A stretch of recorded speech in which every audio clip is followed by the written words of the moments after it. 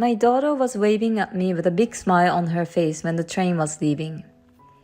It's been about 2 months since she has last seen my husband. She must be really looking forward to visit him. I sent a message to my husband just as my daughter got on the train.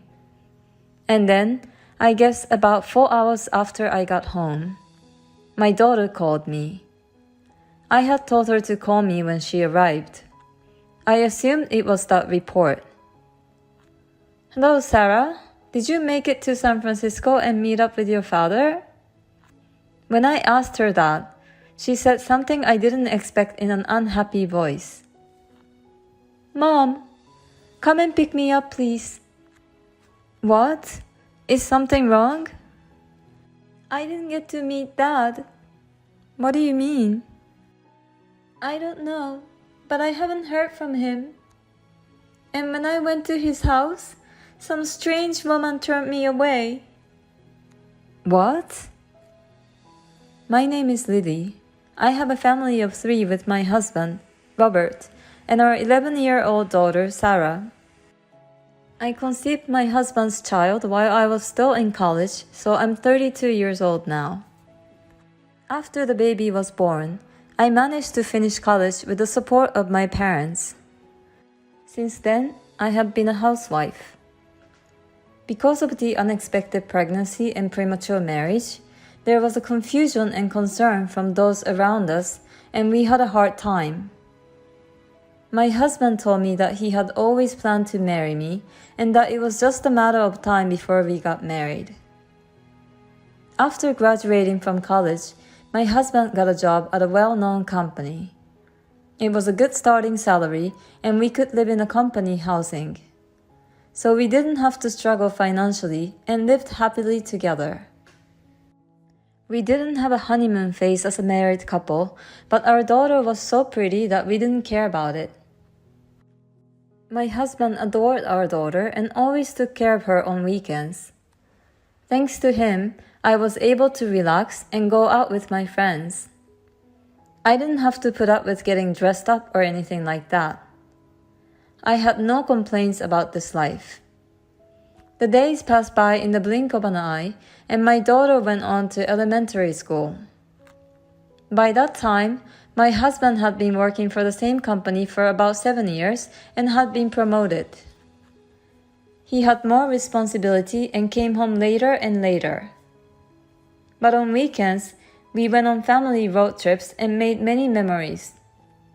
We spent many happy days like this. I thought that these happy times would continue for a long time. But one day, while I was leading such a life, the company decided on my husband's transfer. No matter how much we say he has a family, our daughter is already 11 years old. Until now, he had refused to move on his own due to a transfer because my daughter was still very young. But that could no longer be a reason. Moreover, it seems to be a very important job for him this time. I was told that his career depended on it. The company my husband works for is a big company, so there are plenty of replacements for him. In order for my husband to be promoted further in the future, this relocation is unavoidable. My daughter will be going on to junior high school and high school. Of course, I want her to go to college, and the tuition and other expenses will come with that. So I had to admit his transfer this time. And I hope that it would help him get ahead in his career. I was told that the assignment would be for about 6 months. Well, 6 months is alright, I thought. However, my daughter loved my husband very much, so she was a little worried about being away from her father. My husband told her he would call her every day, and he reassured her that he would try not to make her feel lonely and that she could meet up with him on the weekends and go out with him. This is a husband who cares about his family. Even if he moves out on his own, he will make time for our daughter. She said, "Okay. I'll be sad that I won't be able to see Daddy as much as I'd like, but I'll put up with it." My daughter and I saw him off with smiles on our faces. After about 3 days, my husband called me on video phone and spent a lot of time talking with my daughter. He called before my daughter even missed him. I laughed and wondered which one of them was the child. But it's so heartwarming to see my husband and daughter talking on the phone. I really felt that my husband and my daughter are getting along well with each other. On the first weekend, he was too busy to go out. But the next week, my husband made time and came home on a Friday. I'm so grateful to my husband for making time for our family in the middle of his hard work. My daughter was very happy to have dinner with her father for the first time in a long time. However, about 2 months after my husband's new life started, his behavior began to change. He used to call his daughter once every 3 days for a video phone call. But the frequency of these calls became less and less, and he stopped calling altogether. Of course, I knew that he's busy with his work. And he lives alone and has to do all the house chores.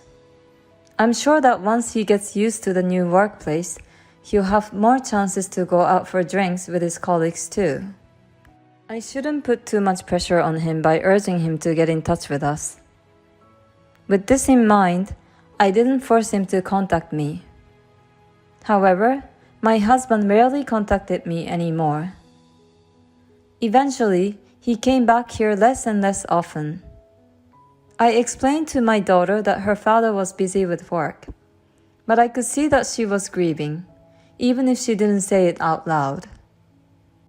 This was not a good situation. And although I knew he was busy with work, I asked my husband a favor of calling her, even if it's just for 5 minutes. Our daughter always seems to be somewhat lonely at home. My husband apologized. Oh, I'm sorry. But he didn't call Sarah. Soon it will be her birthday. It's this coming Saturday. Maybe he will come home to surprise us. That's what I was hoping for. She also said, maybe Daddy will come home? But on the day of her birthday, my husband didn't come home. And he didn't even call her to wish her happy birthday. This time, my daughter was very disappointed. I was so mad that I called my husband several times and left messages. Lately, when I call him, he doesn't pick up right away. And he never returns my calls, so I called him several times this time. After about the 5th call, my husband finally picked up the phone. What's wrong?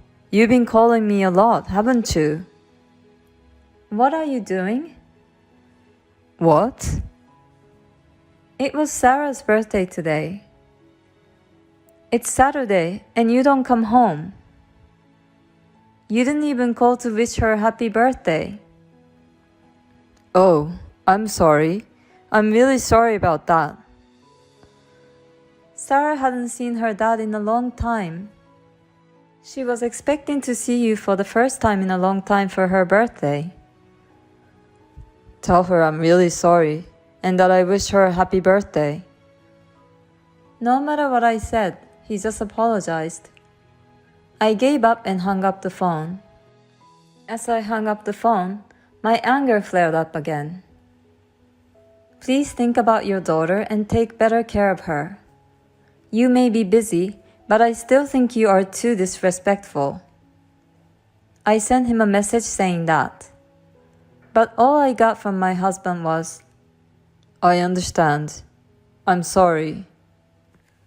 After that, there was no improvement. Then another month passed and my daughter went on summer vacation. A little while ago, she told me that if her father couldn't come, she would go and meet him. She has been saying this every day since the summer vacation started. I decided to take this opportunity and let her go to my husband's house alone. She wanted to experience something new, and she was very enthusiastic about it. We live in Los Angeles, and my husband currently lives in San Francisco. She can get there by just getting on the train. I will drive her to the station. I called my husband to pick her up at the other station. My husband agreed to the plan. Now my daughter can finally see her father for the first time in a long time. On Saturday, I saw her off and went home. She waved at me with a big smile on her face as the train was leaving. It's been 2 months since she saw her father the last time, so she must be really looking forward to it. I sent a message to my husband just as my daughter got on the train. And then, about 4 hours after I got home, I got a call from my daughter. It was about noon, and my daughter got on the train early in the morning. She must have already met up with my husband and had lunch before calling me. I had told my daughter to call me when she arrived over there. I assumed she was calling to let me know that. Hello, Sarah? Did you make it to San Francisco and meet up with your father? When I asked her that, she made an unexpected comment in an unhappy voice. Mom, pick me up right now, please. What? What's wrong? I didn't see Daddy. What do you mean? I don't know, but I haven't heard from him. And when I went to his house, some strange woman turned me away. What? What did she just say? No, first of all, I have to pick up my daughter as soon as possible. Where are you? I'm back at San Francisco Station. Then, going to a fast food restaurant somewhere and kill some time. So I got into the car and headed for the station. There I hurriedly bought a ticket and got on the train to San Francisco. When I finally arrived, my daughter looked at me and was about to cry. We went to a cafe near the station. She was depressed, so I ordered pancakes, which are famous in this area. When the pancakes came out, my daughter's face lit up a little. She seemed to enjoy the pancakes and looked a little calmer. Then I asked her what happened. According to her story, she couldn't get in touch with my husband at all when she arrived at the San Francisco station. She waited for about 30 minutes and he didn't show up. So she decided to take a drastic action to go to his home by herself. Well, I had given her my husband's home address in case something happened. She's a Gen Z girl who uses her smartphone more than I do, so she was able to find her way there in no time with a map. She got on the train and went to my husband's house. And when she rang the doorbell, a woman's voice answered. Who are you? My daughter was surprised, but she managed to say, I'm here to see my dad. That woman told my daughter to go home and not to see Daddy because she's in the way.